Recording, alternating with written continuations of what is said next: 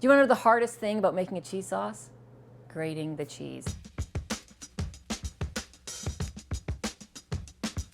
So get yourself a good grater and start grating your cheese. I use different cheeses all the time in my cheese sauces, and there's no set rule, but here's why I'm using the 3 that I'm using today. You just saw me grating up some cheddar. That's because cheddar has a universally liked flavor. Then I'm also using some Gruyere cheese. Gruyere is a Swiss cheese. It's got a nutty flavor to it, but it's a really good melting cheese.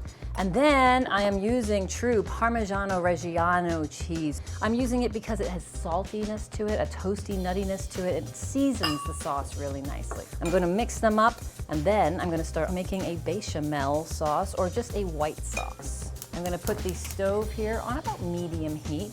The first step in making a bechamel or a white sauce is making a roux, R-O-U-X, roux. It's simply a mixture of butter and flour cooked together. We do that because if you cook the flour a little bit in the butter, it doesn't have sort of a dusty, harsh taste at the end. So once your butter's melted, go ahead and add your flour. And this is the cooking part of it. We're gonna stir this around. The butter and flour together should look like wet sand, sort of, in the pan. And we're gonna cook it for about 2 minutes just to get that starchy flavor out of the flour. While your butter and flour are cooking, it's important to bring your milk to a warm temperature. When you add warm milk to your warm roux, you're less likely to get lumps. I'm using whole milk here. That's gonna make the richest, most delicious cheese sauce. And while I pour, I'm gonna whisk it all in.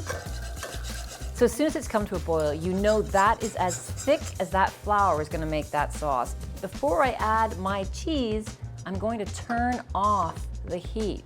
If you've ever had a cheese sauce that is stringy and gluey, that's because you overcooked your cheese. This is enough heat to melt that cheese without a problem. So I'm gonna go ahead and add my cheese to this sauce now and just stir this in nicely.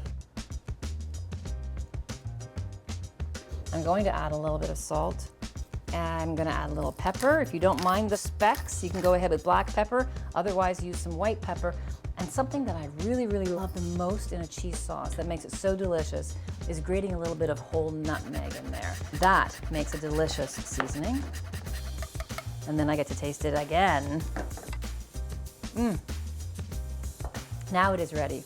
Whether you want to put it on broccoli and get the kids to eat their greens, or stir it into a lot of pasta and make a delicious mac and cheese, you've made a great cheese sauce from scratch.